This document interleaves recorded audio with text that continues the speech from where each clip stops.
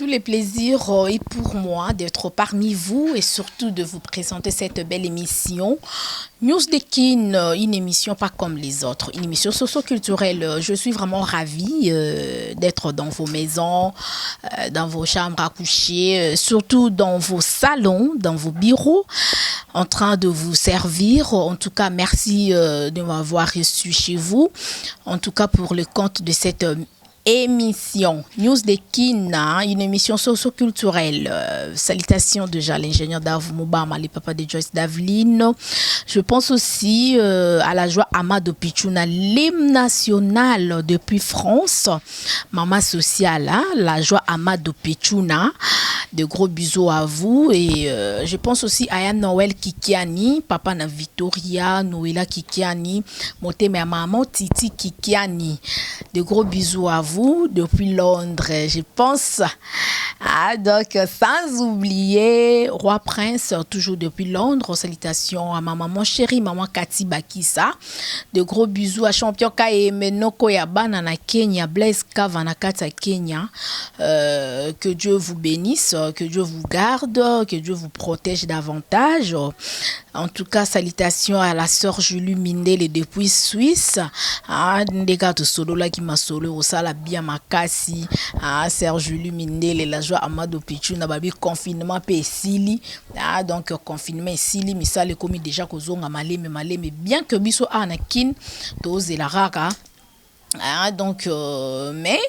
moi mouké quand même toujours servir bino kaka pour que bozanga ba news te bozo toujours ba news sur Libanga TV nulle part ailleurs avec moi Betty Masengo, la journaliste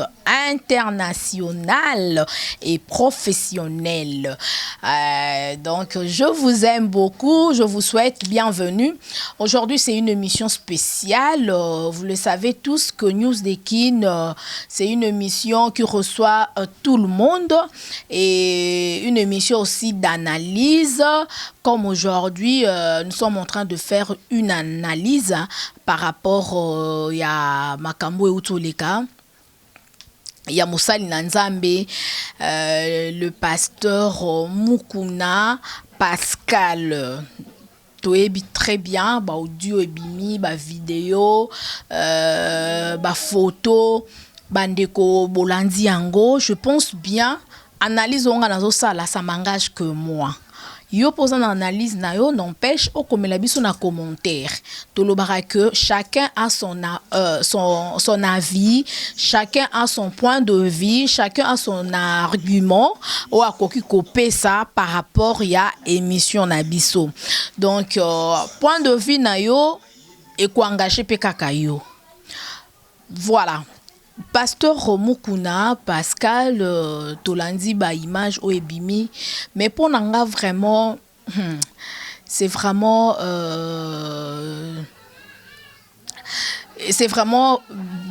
pas si makasi hein de tolobaka donc ils a vraiment pitié na mboka na biso Congo surtout na ba débutants o ba osala musala ngo ya montage na ebité moto asali montage wana asali image o vraiment ayebi po sala pe musala ngo te donc fa ya l'ingénieur Dave Moubama la qui c'est musala vraiment très bien pour bon batangi lango ba classe et puis bazelo ngo ba formation pour moto atangi classe na ye asala musala na ye ezaka différent na moto atangi la classe te ata yo zo sala ngo pe yo mona ki na sala ngo bien mais na moto atangi ngo azweli ngo mayele et puis abaki sou mayele na ye donc bozaka ndenge mon côté donc muto asali image wana tomoni ate mutu ya pasteur Mukuna Pascal azui nzoto soki ya nani yango azwaki na ba image ba vidéo o tomona ka ya mutakalisation abalisi yango lokwa mutu yango peut-être azaki pe kacher atalikara abi o lokata costo boy na nzoto wana e osimba mais mutu ezanga kingo bandeko bozolanda biso hein mutu ezanga kingo donc nga vraiment ça me dépasse parce que mutant to mona mutu ça la Photoshop hein moi mon mari est ingénieur aza monteur aza réalisateur deux fois j'assiste na ba montage ya ba émission ya ba clip à ça la kabata théâtre et tout consort même ba profil to tsaka na ba miniature na biso ya ba émission de bomona tokoza tolobeli musicien bébé comédien bototie photo na ye asala on a photoshop o mona akondo même nzoto nanga boye bazui mutuka ya betima sengo balongoli bazui mutu ya ma belle agent Amado Pichu na bati asala on a photoshop metanga osala ngo bona que so tali penza bien bato ba yebi oza betima sengo te oza la joie Amado Pichuna mais bakozo pe muto betima sengo atena nzoto la Amado la joie Amado Pichuna na France muto a yebi otaka oza photoshop oza nzoto betité donc c'est comme ça ndenge pe basali mais pasteur Mukuna ozomona ke image ona oyo soko tali bien penza ko mixage nango wana au monde a montage et puis montage yo moto asali yango bien te za na ba erreur donc bato nde bazana bango comment dirais-je ba ebi vraiment domaine na biso oyo ya audiovisuel te ba olobaka eza kaka ye vraiment ba pasteur ba lekisi nde to yoka bato bebele bazoloba surtout na ba réseaux sociaux ba pasteur ezala ki liboso pasteur Moïse Mbi elongwe Moïse Mbi komi pasteur Mukuna non toyeba nani asali eloko wana qui est l'auteur il faut d'abord toyeba to luka nan ko yeba e banda ki ndenge nini makambo nyonso ebima likambo eutu ko leka awa kutu nanu to landeli yango penza bien na source te to zwela yango ba actualité te le problème avec qui la sénatrice madame Bijou Goya na sénateur Tambwe oyo a ridiculisaki maman Bijou na kuna na assemblée kuna na Sénat ndenge alobaki ke no abenga kaya tinda ke ba message alingaka ba bima et tout biloko bongo est-ce que ndelelo mo ba benga Sénat na biso comme novelas elongo longo makama mboka kuna bakomo lobela makama ba bolingo kuna da bakomo lobela makamba amour elongo makambo ya mboka bo voter ba loi bo sala boy bo lobela makambo mboka qu'est-ce qui ne passe comment dirais-je qu'est-ce qui ne va pas dans le pays et puis comment on peut faire que le Congo est de l'avant bino bokomo lobela makambo kuna ya bolingo bo bengana ki kuna batu bana ngo besoin le Congolais n'a pas besoin de ça bo lobela biso makambo etali mboka on a besoin Congo est avancé Congolais nyonso a jouir na richesse mboka na ye social misala esalema tolongo na nukutu makambo na nusilité allez bobimise biso eloko mususu pour que embrier mitu aba Congolais makambo ya vidéo ya pasteur Mukuna et puis vidéo ngo pe to mona ngo pe eza yete wana ezanga izo engagé nga yo soko engagé yo ke ono point de vue na yo soko loba ke eza ye ça n'engage que toi nga nazo loba point de vue oyo etalinga ba argument nazo pesa ça m'engage que moi Betima Sengu que vidéo wana attend que professionnel, tomeki ko examiner en gros to monique été. Je vous propose d'abord de suivre la vidéo de la dame, si je peux le dire ainsi, Bijou Chibola. Bijou Chibola. Oyo balobi que moi si yango anande akushaki na pasteur Mukuna a lobby bolanda image oyo et on se retrouve juste après. Let's go now. Play.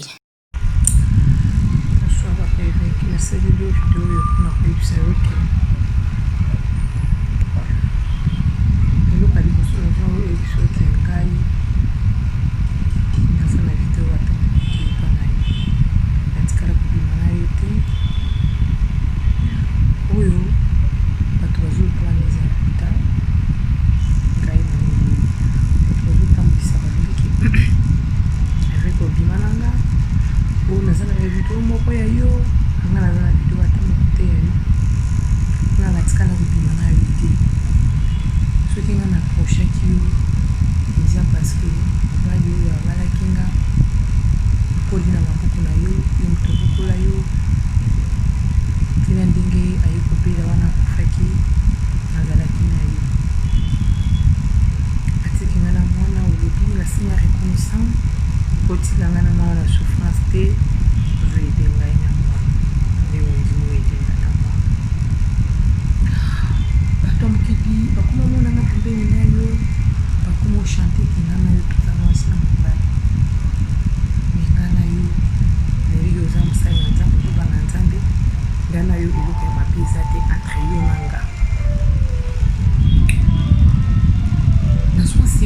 ce qui au pas trop la ligne ça la vidéo la vidéo na noté na tikala coucher na yoté na projet qui yo na yo kosa na et souffrir na mwana papa est-ce que moi yo koza na wedding ngai soit na voyager na ngai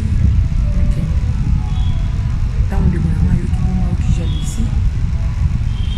akomo le kambole kutaki ngana yo tuza moskin bana sa vidéo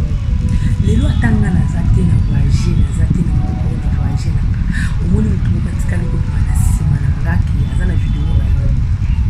Voilà, merci, hein. Welcome back. Nous sommes de retour, bienvenue. Hein. Donc, bon retour déjà dans cette émission. Deuxième partie, Nabiso suite, Nabiso ya émission Makambuya analyse, na Makambuya Pasteur Mukuna. Bande ko balobi que Makam oye bimi kaka l'air Pasteur Mukuna comme à sali réveil patriotique congolais la muka. Tangwa bandi ko loba Makambuya FCC. Nde bato FCC ba beti eloko wana mususu te po basala ke mission na Jean-Marie Kasamba na boso na politique et pa ya ndeko na biso sango topesi e bambote Israël Mutombo wa osala musana na epe bien donc a epe na style na e kolata ba zambala kaka ndi ba sango balataka batu mususu ba kombosa le mission pe ba kombolata ba zambala bon Isa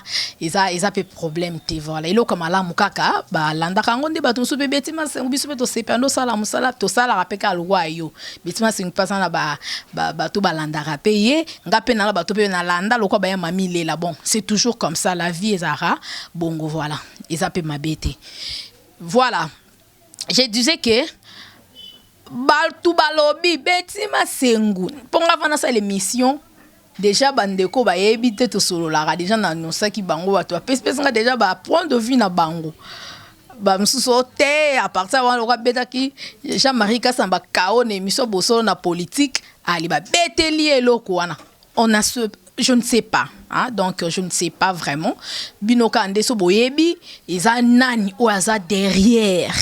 makambu oyo pona ko bimisa vidéo ya lokuta ya Pasteur Mukuna pona ko déstabiliser kombo na e ko déstabiliser ye ko déstabiliser lisusu basali na nzambe ko bebi sa réputation na bango vraiment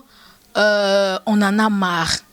de ces histoires ba makambo yo vraiment et comme leke la biso ça nous prend la tête parce que